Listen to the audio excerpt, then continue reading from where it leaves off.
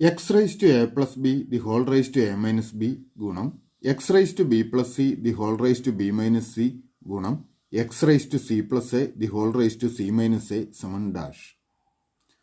അപ്പോൾ ഇത് സിംപ്ലിഫൈ ചെയ്യണമെങ്കിൽ നമ്മൾ ചില കൃത്യങ്ക നിയമങ്ങൾ ഉപയോഗിക്കേണ്ടതുണ്ട്. ഇവിടെ നമുക്ക് X raise to A plus B the whole raise to A minus b എന്ന രൂപത്തിലാണ് ഈ മൂന്നെണ്ണം നൽകിയിരിക്കുന്നത്. അപ്പോൾ അത് സിംപ്ലിഫൈ ചെയ്യുന്നതിനായിട്ട് നമ്മൾ ഉപയോഗിക്കേണ്ട കൃത്യങ്ക നിയമം ഇതാണ്. A raise to M the whole raise to N is equal to A raise to M into N ആണ്. ഓർക്കുക, A raise to M the whole raise to N is equal to A raise to M into N. അപ്പോൾ ഈ നിയമം ഉപയോഗിച്ച് നമുക്ക് X raise to A plus B the whole raise to A minus B എന്നുള്ളതിനെ X raise to A plus ബിയും A minus ബിയും കൂടെ ഗുണിച്ചാൽ മതി. A plus B into A minus b എന്ന് എഴുതാം. X raise to A plus B into A minus b ഗുണം ഇവിടെയും ഇതേ നിയമം ഉപയോഗിക്കുന്നു. അപ്പോൾ ഇത് X raise to b plus C into B minus c എന്ന് വരും. X raise to b plus C into B minus c എന്നാവും. ഗുണം വീണ്ടും ഇവിടെയും ഇതേ നിയമം ഉപയോഗിക്കുന്നു. അപ്പോൾ ഇത് X raise to C plus A into C minus A എന്നാവും. ഇനി നമുക്കറിയാവുന്നൊരു സർവ്വസമവാക്യമാണ് A plus B into A minus B സമം A square minus B square. A plus B into A minus B സമം A square minus B square. അപ്പോൾ ഈ സർവ്വസമവാക്യം ഇതിൻ്റെ പവറുകളിൽ ഉപയോഗിക്കാം നമുക്ക്. അപ്പോൾ ഇതിൻ്റെ പവർ എങ്ങനെയായി മാറും? X raise to A plus B into A minus B എന്നുള്ളത് A square minus B square എന്ന് എഴുതാം. അപ്പോൾ X raise to A square minus B square എന്നാവും. ഗുണം ഇവിടെയും ഇതേ നിയമം ഉപയോഗിക്കുമ്പോൾ X raise to B square minus C square എന്നാവും. ഓർക്കുക, B plus C into B minus C എന്നുള്ളത് B square minus C square ഗുണം ഇത് X raise to C plus A into C minus A ആണ്. ഈ C plus A into C minus A നമുക്ക് C square minus A square എന്ന് എഴുതാം. അപ്പോൾ ഇത് X raise to C square minus A square. ഇനി നമ്മൾ അടുത്തായിട്ട് ഉപയോഗിക്കേണ്ട കൃത്യങ്ക നിയമം ഇതാണ്. എ റൈസ് ടു എം ഗുണം എ റൈസ് ടു എൻ സമം A raise to M plus N. അതായത് ഒരേ സംഖ്യയുടെ പവറുകളായി നൽകിയിരിക്കുന്ന രണ്ട് സംഖ്യകൾ തമ്മിൽ ഗുണിക്കാൻ അവയുടെ പവറുകൾ കൂട്ടിയെടുത്താൽ മതി. അപ്പോൾ ഇവിടെ മൂന്നിടത്തും എക്സിൻ്റെ പവറുകളായിട്ടാണ് ഈ മൂന്ന് സംഖ്യകളും നൽകിയിരിക്കുന്നത്. അപ്പോൾ ഈ എക്സിൻ്റെ പവറുകളെല്ലാം കൂടെ കൂട്ടിയെടുത്താൽ മതി. അതായത് X raise to A square minus B square plus പവറുകൾ മാത്രം കൂട്ടുന്നു B square minus C square plus C square minus A square എന്ന് വരും. സമം നമുക്ക് ഇവിടെ എ സ്ക്വയർ ഉണ്ട്, മൈനസ് എ സ്ക്വയർ ഉണ്ട്, ക്യാൻസലാവും. ബി സ്ക്വയറും മൈനസ് ബി സ്ക്വയറും ഉണ്ട്, സി സ്ക്വയറും മൈനസ് സി സ്ക്വയറും ഉണ്ട്. അതായത് ഈ പവറുകളുടെ തുകയെല്ലാം കൂടെ 0 വരും. അപ്പോൾ എക്സ് റൈസ് ടു 0 എന്നാവും. ഇനി ഏത് നമ്പറിൻ്റെ ആണെങ്കിലും പവർ 0 വന്നു കഴിഞ്ഞാൽ അതിൻ്റെ വാല്യൂ 1 ആയിരിക്കും. അപ്പോൾ ഉത്തരം 1 എന്ന് കിട്ടും. ശരി ഉത്തരം ഓപ്ഷൻ ബി. ഒരു ഗോളത്തിൻ്റെ വ്യാപ്തം 24 സെൻറ്റിമീറ്റർ ക്യൂബാണ്. ഇതിൻ്റെ പകുതി ആരമുള്ള ഗോളത്തിൻ്റെ വ്യാപ്തം എത്ര? ഇവിടെ ഒരു ഗോളത്തിൻ്റെ വ്യാപ്തം 24 സെൻറ്റിമീറ്റർ ക്യൂബ് എന്ന് നൽകിയിരിക്കുന്നു. ഇതിൻ്റെ പകുതി ആരമുള്ള ഗോളത്തിൻ്റെ വ്യാപ്തം എത്രയെന്ന് കണ്ടുപിടിക്കണം. ഓർക്കുക, ഗോളത്തിൻ്റെ ആരം ആർ എന്നെടുത്തു കഴിഞ്ഞാൽ അതിൻ്റെ വ്യാപ്തം കാണുന്നതിനുള്ള സൂത്രവാക്യം 4/3 പൈ ആർ ക്യൂബാണ്. ആരം 6 ആയ ഗോളത്തിൻ്റെ വ്യാപ്തം 4/3 പൈ ആർ ക്യൂബാണ്. അപ്പോൾ നമുക്ക് 4/3 പൈ ആർ ക്യൂബ് സമം 24 എന്നെടുക്കാം. ഇനി ഇതിൻ്റെ പകുതി ആരമുള്ള ഗോളം, ഇവിടെ നമ്മൾ ആർ എന്നാണ് നമ്മൾ എടുത്തത്. അങ്ങനെയെങ്കിൽ ഇതിൻ്റെ പകുതി ആരം ആകുമ്പോൾ r/2 എന്ന് നമുക്ക് എടുക്കാം. ആ ഗോളത്തിൻ്റെ ആരം r/2 എടുക്കാം. അപ്പോൾ അതിൻ്റെ വ്യാപ്തം എന്ത് വരും? 4/3 pi r/2 cube. 4/3 pi r/2 cube. ഇത് 4/3 പൈ r/2ൻ്റെ ക്യൂബ് എന്ന് പറഞ്ഞാൽ r cube by 2 cube. 2 cube 8 ആണ്. അപ്പോൾ 4/3 പൈ r ക്യൂബ് ബൈ 8. ഇത് നമുക്ക് 4/3 പൈ r ക്യൂബ് ഗുണം 1/8 എന്ന് എഴുതാം. അപ്പോൾ ഈ 4/3 പൈ ആർ ക്യൂബിൻ്റെ വാല്യൂ നമുക്കറിയാം 24 ആണ്. അപ്പോൾ 24 ഗുണം 1/8 എന്ന് വരും. 24 ഗുണം 1/8. 24നെ 8 ഉപയോഗിച്ച് ഹരിച്ചു കഴിഞ്ഞാൽ ഇവിടെ 3 വരും. അതായത് ഉത്തരം 3.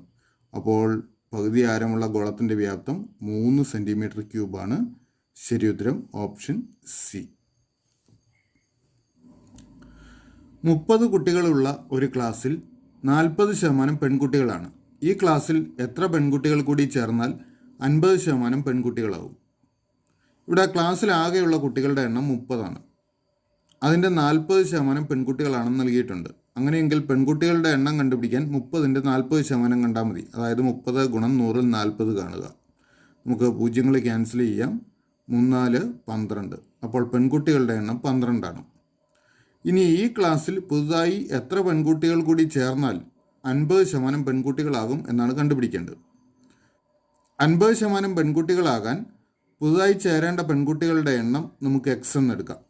അങ്ങനെയെങ്കിൽ പുതുതായിട്ട് എക്സ് പെൺകുട്ടികൾ കൂടി വരുമ്പോൾ ആകെ കുട്ടികളുടെ എണ്ണം 30 + എക്സും പെൺകുട്ടികളുടെ എണ്ണം നിലവിലുള്ള 12 അതിൻ്റെ കൂടെ എക്സും കൂടി 12 + എക്സും ആവും. ഓർക്കുക, 50% പെൺകുട്ടികളാകാൻ വേണ്ടി ചേരേണ്ട പെൺകുട്ടികളുടെ എണ്ണമാണ് എക്സ്. അപ്പോൾ 30 + എക്സിൻ്റെ 50% ആയിരിക്കണം 12 + എക്സ്. അതായത് 30 + എക്സ് ഗുണം 100ൽ 50 സമം 12 + എക്സ് എന്ന് നമുക്ക് എടുക്കാം. ഈ 50നെയും 100നെയും 50 കൊണ്ട് ഹരിക്കാം. അപ്പോൾ ഇവിടെ 1ഉം ഛേദത്തിൽ 2ഉം വരും.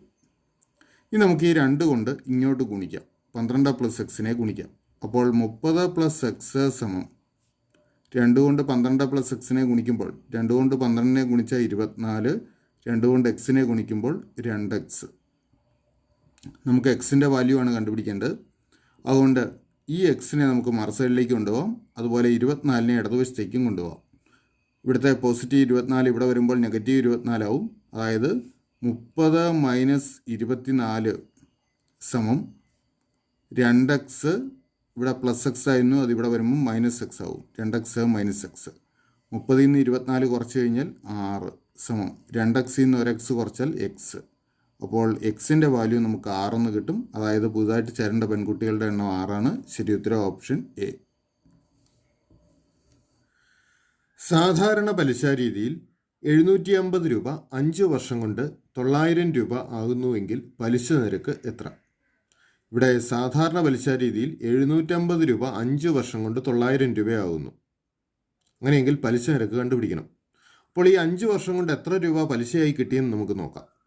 അതിനായിട്ട് 900 രൂപയിൽ നിന്നും 750 കുറയ്ക്കുക. 900ൽ നിന്ന് 750 കുറച്ച് കഴിഞ്ഞ് കഴിഞ്ഞാൽ 150 രൂപ. അപ്പോൾ 5 വർഷം കൊണ്ട് ആകെ പലിശയായി കിട്ടിയത് 150 രൂപയാണ്. സാധാരണ പലിശ രീതി ആയതുകൊണ്ട് എല്ലാ വർഷവും ഒരേ തുക തന്നെയാണ് പലിശയായി കിട്ടുക. അപ്പോൾ ഒരു വർഷത്തെ പലിശ കണ്ടുപിടിക്കുന്നതിനായിട്ട് 150നെ വർഷങ്ങളുടെ എണ്ണമായ 5 കൊണ്ട് ഹരിച്ചാൽ മതി. 150/5. 15നെ 5 കൊണ്ട് ഹരിച്ചാൽ 3 കിട്ടും. അപ്പോൾ 150നെ 5 കൊണ്ട് ഹരിച്ചാൽ 30. അപ്പോൾ ഒരു വർഷത്തെ പലിശ എന്ന് പറയുന്നത് 30 രൂപയാണ്. അപ്പോൾ പലിശ നിരക്ക് കാണുന്നതിനായിട്ട് നിക്ഷേപത്തുകയായ 750ൻ്റെ എത്ര ശതമാനമാണ് 30 എന്ന് കണ്ടുപിടിച്ചാൽ മതി. അതിനായിട്ട് 750ൽ 30 ഗുണം 100 കാണുക. നമുക്ക് 30ൻ്റെ ഒരു 0വും 750ൻ്റെ ഒരു 0വും ക്യാൻസൽ ചെയ്യാം. 100നെയും 75നെയും 25 ഉപയോഗിച്ച് ഹരിക്കാം. 75നെ 25 കൊണ്ട് ഹരിച്ചാൽ 3, 100നെ 25 കൊണ്ട് ഹരിച്ചാൽ 4. 3ഉം 3ഉം ക്യാൻസലാവും, പോയിട്ട് 4. അപ്പോൾ പലിശ നിരക്ക് 4%. ശരിയുത്തരം ഓപ്ഷൻ എ. ഒരു ക്ലോക്കിൻ്റെ പ്രതിബിംബത്തിൽ കാണുന്ന സമയം 10:20 ആണെങ്കിൽ യഥാർത്ഥ സമയം എത്ര? ഇവിടെ ഒരു ക്ലോക്കിൻ്റെ പ്രതിബിംബത്തിലെ സമയം 10:20 ആണ്. അപ്പോൾ യഥാർത്ഥ സമയം കണ്ടുപിടിക്കണം. അപ്പോൾ യഥാർത്ഥ സമയം കണ്ടുപിടിക്കുന്നതിന് 12 മണിക്കൂറിൽ നിന്നും ഈ പ്രതിബിംബത്തിലെ സമയം കുറച്ചാൽ മതി. കുറയ്ക്കുന്നതിനുള്ള സൗകര്യാർത്ഥം 12 മണിക്കൂറിനെ നമുക്ക് 11 മണിക്കൂർ 60 മിനിറ്റ് എന്ന് എഴുതാം. 11:60ൽ നിന്നും 10:20 കുറയ്ക്കുക. 11ൽ നിന്ന് 10 കുറച്ചാൽ 1, 60ൽ നിന്ന് 20 കുറച്ചാൽ 40. അപ്പോൾ 1 മണിക്കൂർ 40 മിനിറ്റ്. 1:40 യഥാർത്ഥ സമയം. ശരിയുത്തരം ഓപ്ഷൻ ബി. ഒരു സംഖ്യയുടെ 20% 80 ആണെങ്കിൽ ആ സംഖ്യയുടെ 30% എത്ര? ഇവിടെ ഒരു സംഖ്യയുടെ 20% 80 എന്ന് നൽകിയിട്ടുണ്ട്. നമുക്ക് ആ സംഖ്യയുടെ 30% കണ്ടുപിടിക്കണം. 20% 80 ആണെങ്കിൽ 10% എത്രയായിരിക്കും? 20%ൻ്റെ പകുതി ആയിരിക്കും 10%. അതായത് 80ൻ്റെ പകുതി 40 ആയിരിക്കും. 10% 40 ആണെങ്കിൽ 30% കാണാനോ? 10%ൻ്റെ 3 ഇരട്ടി ആയിരിക്കും 30%. 40ൻ്റെ 3 ഇരട്ടി കണ്ടാൽ മതി. 40 ഗുണം 3 120 ആയിരിക്കും.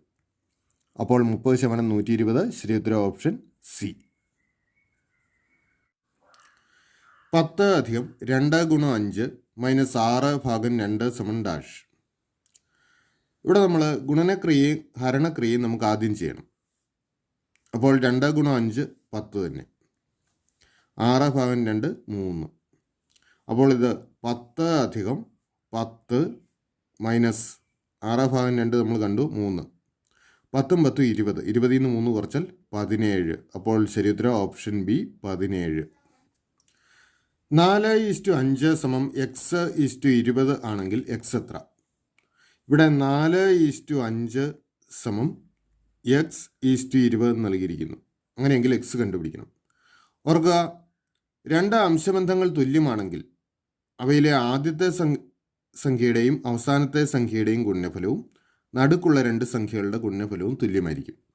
ഓർക്കുക, രണ്ട് അംശബന്ധങ്ങൾ തുല്യമാണെങ്കിൽ അവയിലെ ആദ്യത്തെയും അവസാനത്തെയും സംഖ്യകളുടെ ഗുണനഫലവും നടുക്കുള്ള രണ്ട് സംഖ്യകളുടെയും ഗുണനഫലവും തുല്യമായിരിക്കും. അപ്പോൾ നമുക്ക് 5x തമ്മിലുള്ള ഗുണനഫലം 5x എന്ന് എഴുതാം. 5x സമം 4 ഗുണം 20 എന്ന് വരും. അപ്പോൾ ഇതിൽ നിന്ന് x കണ്ടുപിടിക്കാനായിട്ട് x സമം 4 ഗുണം 20 ബൈ 5 എടുത്താൽ മതിയല്ലോ. 20നെ 5 കൊണ്ട് ഹരിച്ചാൽ വീണ്ടും 4 എന്ന് കിട്ടും. അപ്പോൾ 4 ഗുണം 4 16. എക്സിൻ്റെ വാല്യൂ 16 ആണ്. ശരി ഉത്തരം ഓപ്ഷൻ ഡി.